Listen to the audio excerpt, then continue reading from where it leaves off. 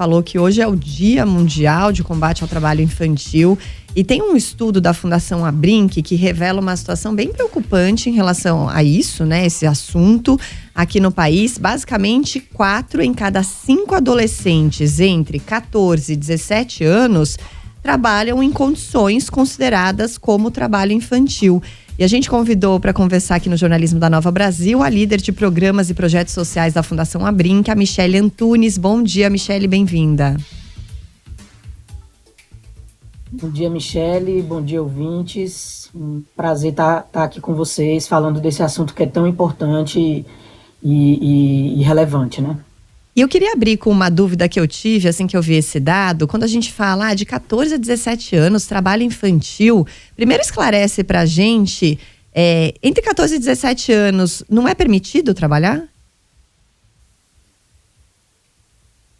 Vamos lá, boa pergunta, Michele. Acho que, assim, trabalho infantil é toda forma de trabalho realizado por crianças e adolescentes abaixo da idade mínima permitida de acordo com a legislação de cada país, né? Aqui no Brasil é proibido, o trabalho ele é proibido para quem ainda não completou 16 anos como regra geral. Mas quando realizado na condição de aprendiz, é permitido a partir dos 14 anos, né? Então, na condição de aprendiz, existe um contrato de trabalho especial em que o empregador ele se compromete a assegurar esse aprendiz, a esse jovem, a esse adolescente inscrito em um programa de aprendizagem, uma formação técnico-profissional, né, compatível com o seu desenvolvimento físico, moral e psicológico, e aí o aprendiz também ele se compromete a executar as tarefas necessárias para a sua formação. Então, aqui no Brasil, na condição, quando realizado na condição de aprendiz, é permitido sim trabalhar a partir dos 14 anos. Ô, Michele, mas esse estudo, então, da Abrinq, ele traz adolescentes que efetivamente trabalham fora dessa condição de menor aprendiz, é isso? Seriam aqueles que estão efetivamente dentro de um trabalho que não seria permitido, é isso? Isso, Nonato. Esse estudo, ele traz essa situação bem alarmante, né? Esses adolescentes, né, brasileiros de 14 e 17 anos, que estão em um mercado, é o que a gente chama de um mercado informal, e um trabalho desprotegido, né? E aí, quando a gente olha para esse grupo de adolescentes dentro desse cenário, né, desse mercado informal, é onde a gente identifica que esses adolescentes estão em situação de trabalho infantil, né? E esse número, Michele, ele tem aumentado ou diminuído aqui no Brasil? Olha, Michele, dentro desse estudo que a gente fez, né, dentro dessa série histórica, esse número ele vem numa crescente, né, desde 2018, esse número ele vem numa crescente. Ali no período da pandemia, né, entre 2020 e 2021, a gente teve uma leve queda, né, mas aí esse número ele continua nesse processo de aumento. E aí eu acho que é importante a gente fazer, e aí o que esse estudo ele trouxe, é importante a gente fazer essa relação, que existe um potencial ali, uma relação entre o aumento do índice de desemprego no nosso país, e isso, consequentemente, a gente vai ter ampliação do trabalho infantil, né? Então, são adolescentes e jovens que estão em situação de muita vulnerabilidade, são famílias em situação de vulnerabilidade, e que quando a gente identifica uma alta crescente no índice de desemprego, a gente vai ter também um aumento no trabalho infantil, né? Então, são famílias que perdem ali a sua renda, né? E aí, consequentemente, vão colocar essa criança, esse adolescente também para trabalhar, e aí é onde a gente tem esse aumento no número de crianças e adolescentes em situação de trabalho infantil.